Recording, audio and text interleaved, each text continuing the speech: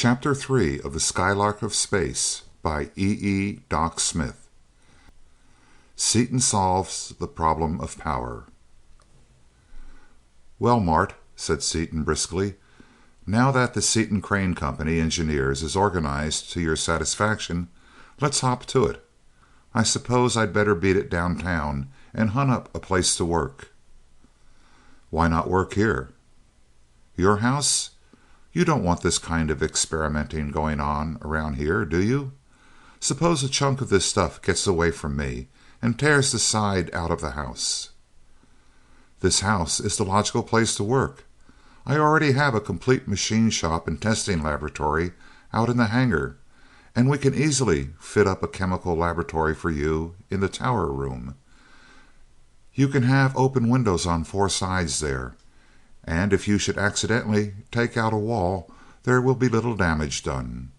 We will be alone here, with a few neighbors so thoroughly accustomed to my mechanical experiments that they are no longer curious." "Fine. There's another good thing, too. Your man Shiro. He has been with you in so many tight pinches in all the unknown corners of the world on your hunting trips and explorations that we can trust him, and he'll probably come in handy." "Yes, we can trust him implicitly. As you know, he is really my friend instead of my man." During the next few days, while workmen were installing a complete chemical laboratory in the tower room, Seaton busied himself in purchasing the equipment necessary for the peculiar problem before him. His list was long and varied, ranging from a mighty transformer capable of delivering thousands of kilovolts down to a potential meter so sensitive that it would register the difference of potential set up by two men in shaking hands. From daylight until dark, Seaton worked in the laboratory, either alone or superintending and assisting the men at work there. Every night, when Crane went to bed, he saw Seaton in his room in a haze of smoke, poring over blueprints or surrounded by abstruse works upon the calculus and subatomic phenomena, making interminable calculations. Less than 2 miles away lived Dorothy Vaneman, who had promised to be his wife. He had seen her but once since the impossible had happened, since his prosaic copper steam bath had taken flight under his hand and had pointed the way to a great adventure, in a car his friend was to build, moved by this stupendous power which he must learn to control. They would traverse interstellar space, visit strange planets, and survey strange solar systems. While he did not forget his sweetheart, the thought of her was often in his mind, and the fact that her future was so intimately connected with his own gave to every action a new meaning. He had such a multitude of things to do, and was so eager to get them all done at once, that day after day went by and he could not find time to call upon her. Crane remonstrated in vain. His protest against Seaton's incessant work had no effect.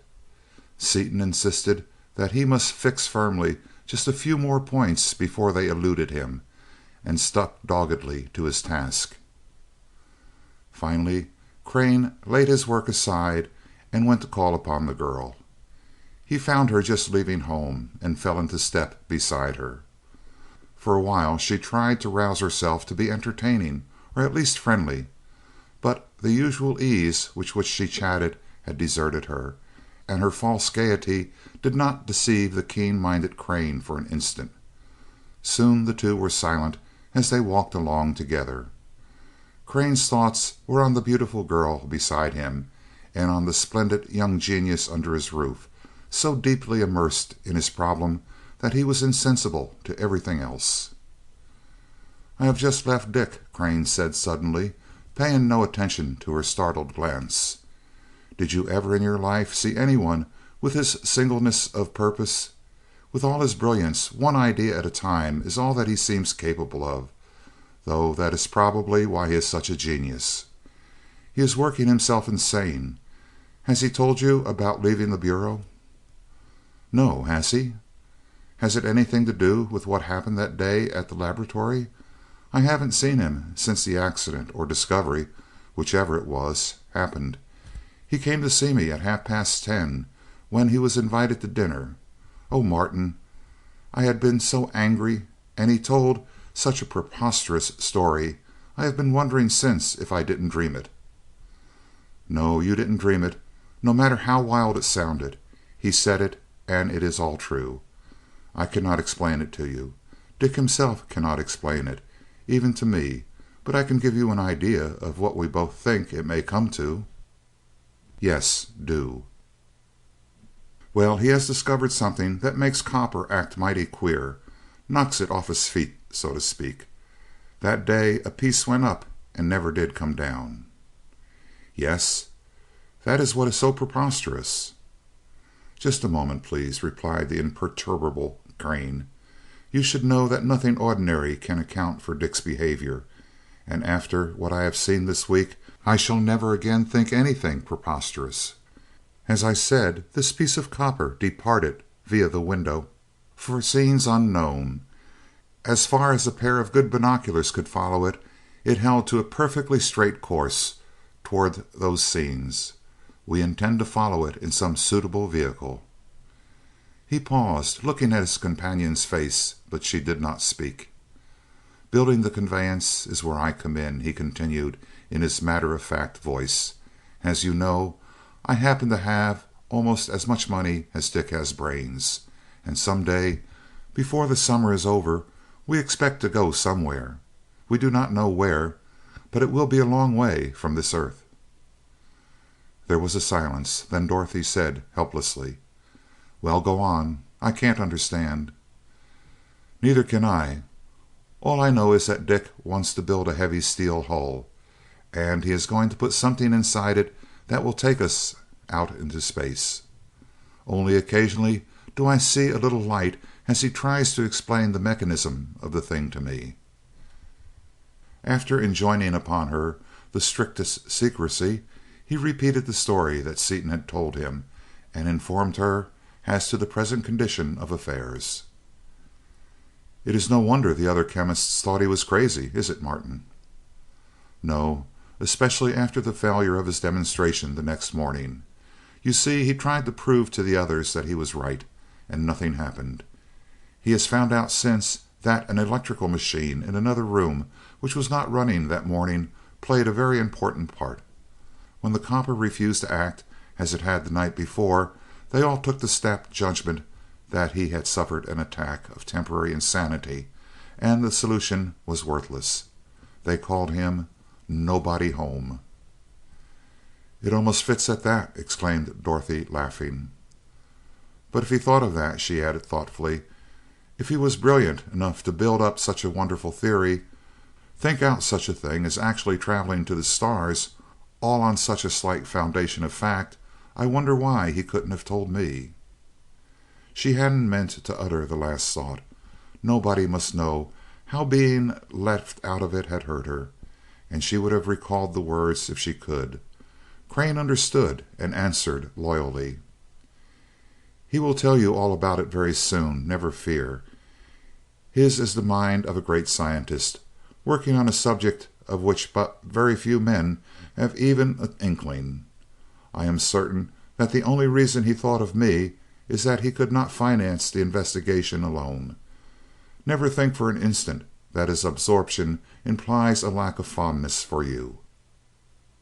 You are his anchor, his only hold on known things. In fact, it was about this that I came to see you.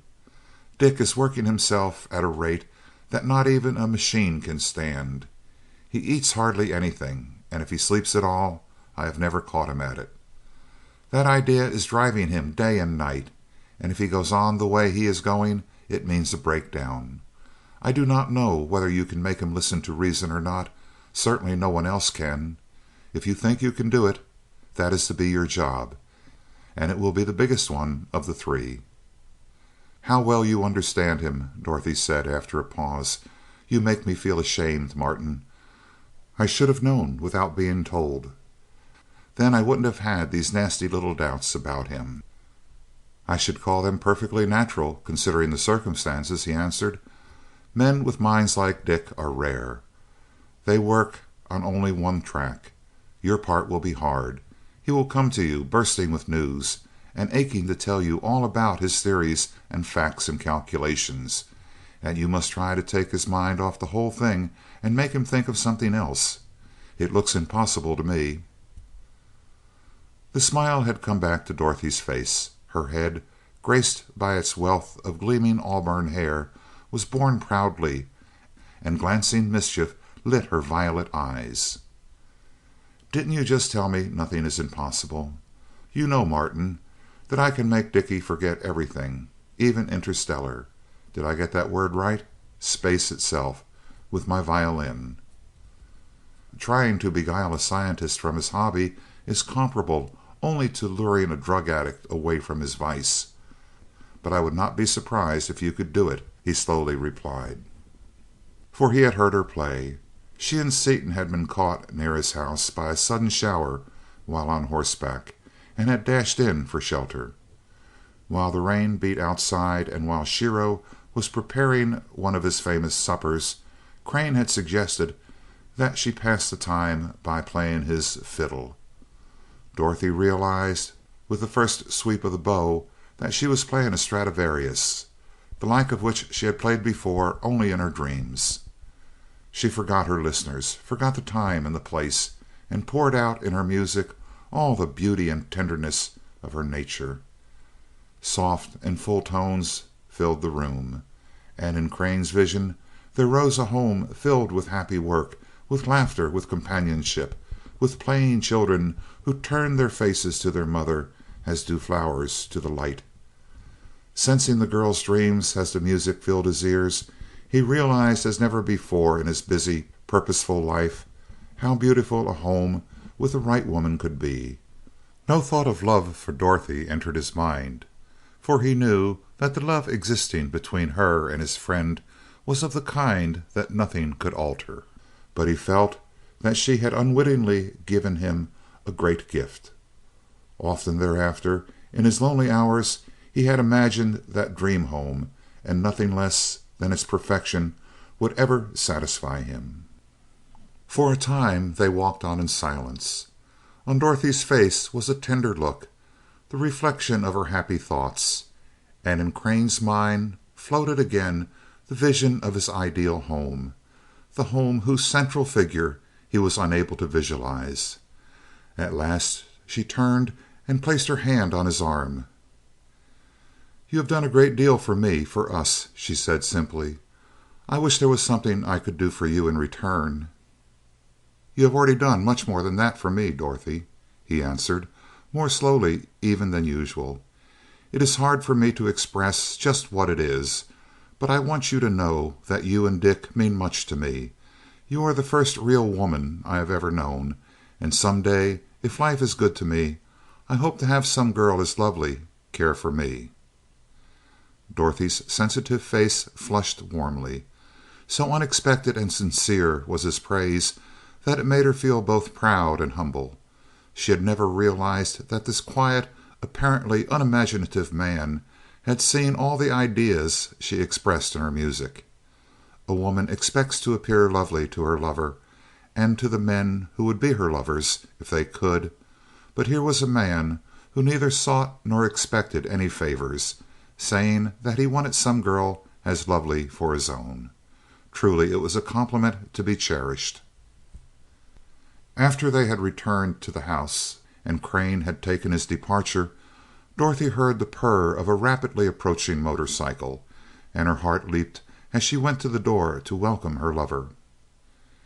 "It seems like a month since I saw you last, sweetheart," he exclaimed, as he lifted her clear from the floor in a passionate embrace, and kissed in turn her lips, her eyes, the tip of her nose, the elusive dimple in her cheek, and the adorable curve of her neck. "It seems longer than that to me, Dickie. I was perfectly miserable until Martin called this afternoon and explained what you have been doing." "Yes, I met him on the way over. But honestly, Dottie, I simply couldn't get away. I wanted to the worst way, but everything went so slow." "Slow? when you have a whole laboratory installed in a week? What would you call speed?" "About 2 days. And then there were a lot of little ideas that had to be nailed down before they got away from me.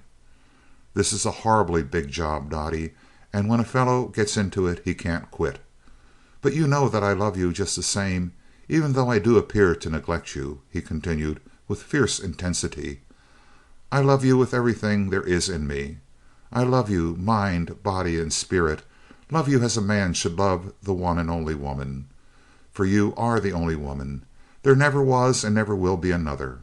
I love you morally, physically, intellectually, and every other way there is, for the perfect little darling that you are." She moved in his embrace and her arms tightened about his neck. "You are the nearest thing to absolute perfection that ever came into this imperfect world," he continued. "Just to think of a girl of your sheer beauty, your ability, your charm, your all-around perfection, being engaged to a thing like me makes me dizzy. But I sure do love you, little girl of mine. I will love you as long as we live, and afterward. My soul will love your soul throughout eternity. You know that, sweetheart girl." "Oh, Dick," she whispered, her soul shaken with response to his love. "I never dreamed it possible for a woman to love as I love you.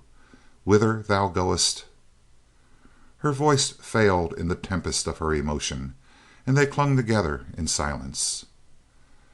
They were finally interrupted by Dorothy's stately and gracious mother, who came in to greet Seaton and invite him to have dinner with them. "I knew that Dot would forget such an unimportant matter," she said, with a glint of Dorothy's own mischief in her eyes. As they went into the dining room, Dorothy was amazed to see the changes that 6 days had wrought in Seaton. His face looked thin, almost haggard. Fine lines had made their appearance at the corner of his eyes and around his mouth, and faint but unmistakable blue rings encircled his eyes. "You have been working too hard, boy," she reproved him gravely. "Oh, no," he rejoined lightly. "I'm all right. I never felt better. Why, I could whip a rattlesnake right now and give him the first bite." She laughed at his reply, but the look of concern did not leave her face. As soon as they were seated at the table she turned to her father, a clean-cut, gray-haired man of 50, known as one of the shrewdest attorneys in the city. "Daddy," she demanded, "what do you mean by being elected director in the Seaton Crane Company and not telling me anything about it?" "Daughter," he replied in the same tone, "what do you mean by asking such a question as that? Don't you know that it is a lawyer's business to get information and to give it out only to paying clients? However, I can tell you all I know about the Seaton Crane Company without adding to your store of knowledge at all. I was present at one meeting, gravely voted aye once, and that is all." "Didn't you draw up the Articles of Incorporation?" "I am doing it, yes, but they don't mean anything. They merely empower the company to do anything it wants to, the same as other large companies do." Then, after a quick but searching glance at Seaton's worn face and a warning glance at his daughter, he remarked, "I read in the Star this evening that Enright and Stanwix will probably make the Australian Davis Cup team, and that the Hawaiian with the unpronounceable name has broken 3 or 4 more world's records. What do you think of our tennis chances this year, Dick?"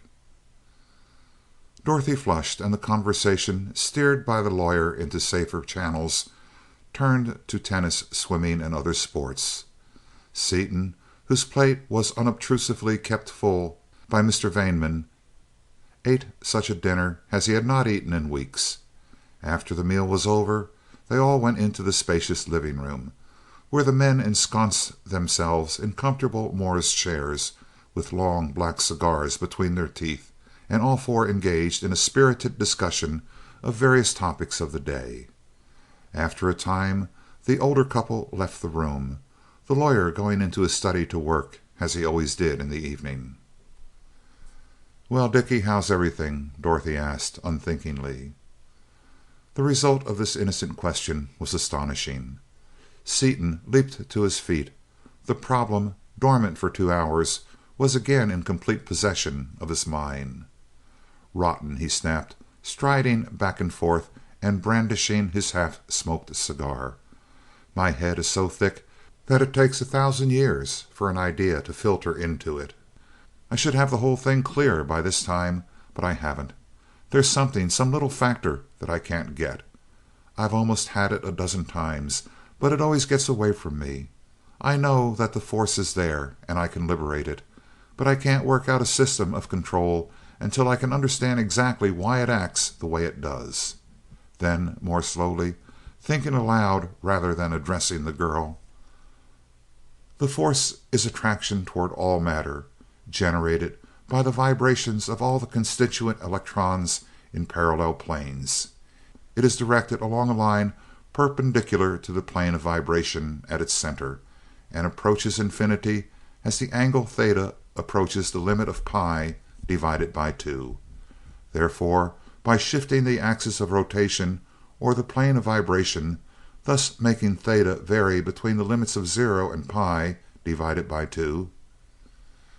He was interrupted by Dorothy, who, mortified by her thoughtlessness in getting him started, had sprung up and seized him by the arm. "Sit down, Dickie," she implored. "Sit down. You're rocking the boat. Save your mathematics for Martin. Don't you know that I could never find out why x was equal to y, or to anything else in algebra?"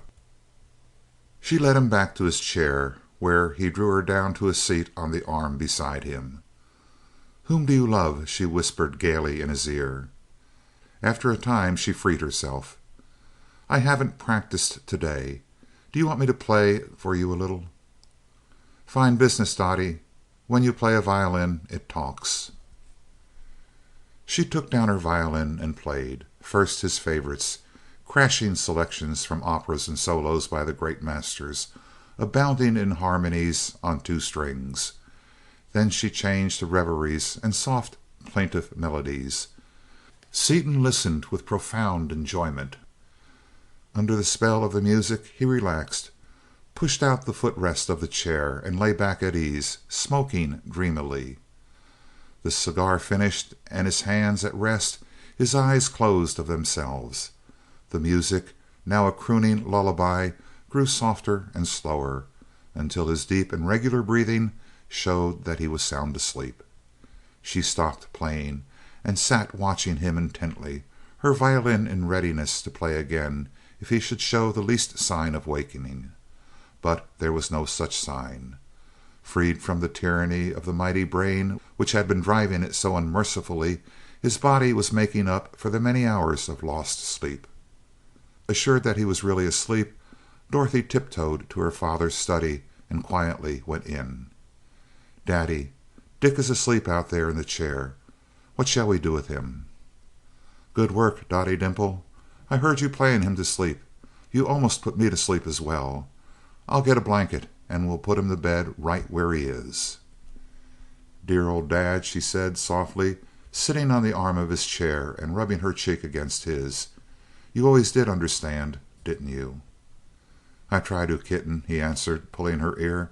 "Seaton is too good a man to see go to pieces when it can be prevented. That is why I signaled you to keep the talk off the company and his work. One of the best lawyers I ever knew, a real genius, went to pieces the same way. He was on a big, almost an impossible case. He couldn't think of anything else, didn't eat or sleep much for months. He won the case, but it broke him. But he wasn't in love with a big red-headed beauty of a girl, and so he didn't have her to fiddle him to sleep. Well, I'll go get the blanket," he concluded, with a sudden change in his tone. In a few moments he returned, and they went into the living room together. Seaton lay in exactly the same position, only the regular lifting of his powerful chest showing that he was alive. "I think we had better—" "Shh!" interrupted the girl in an intense whisper. "You'll wake him up, Daddy." "Bosh! You couldn't wake him up with a club. His own name might rouse him, particularly if you said it. No other ordinary sound would. I started to say that I think we had better put him to bed on the davenport. He would be more comfortable." "But that would surely wake him, and he's so big." "Oh no, it wouldn't, unless I drop him on the floor, and he doesn't weigh much over 200, does he?" about 10 or 11 pounds. Even though I am a lawyer and old and decrepit, I can still handle that much."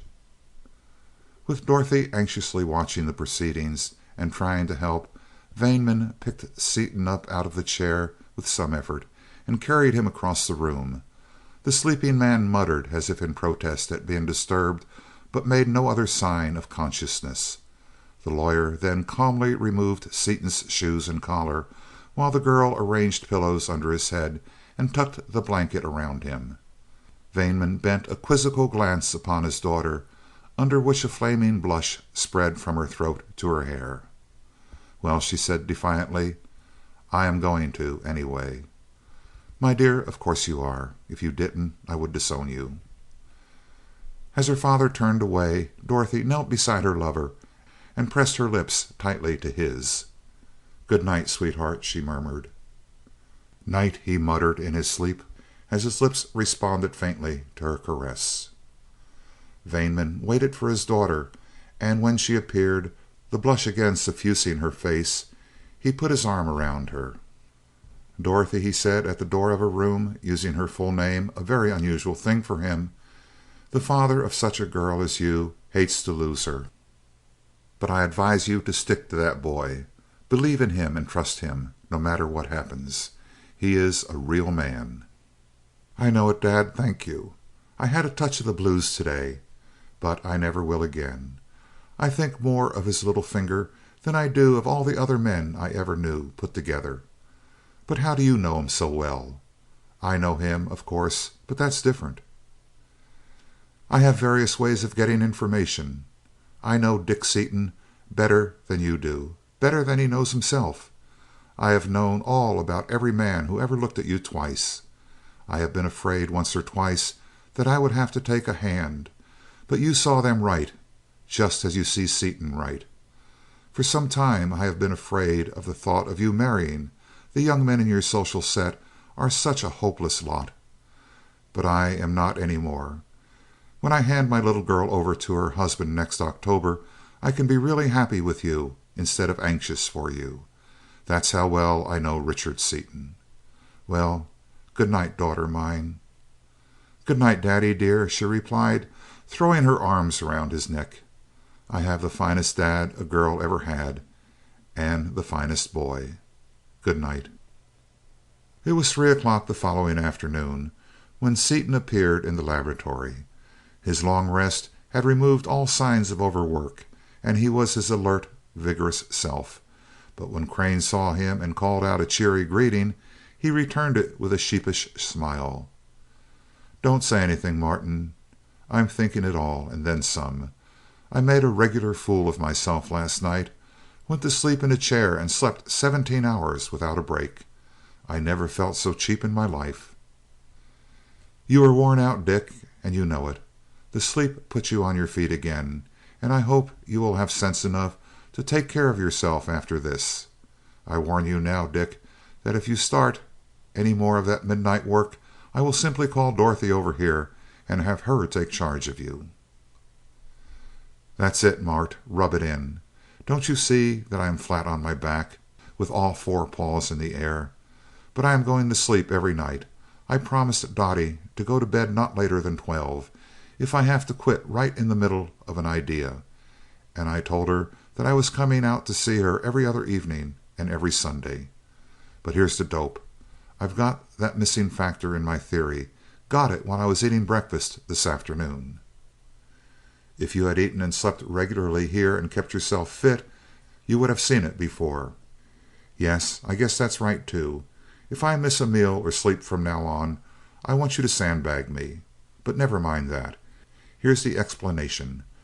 We doped out before, you know, that the force is something like magnetism and is generated when the coil causes the electrons of this specially treated copper to vibrate in parallel planes.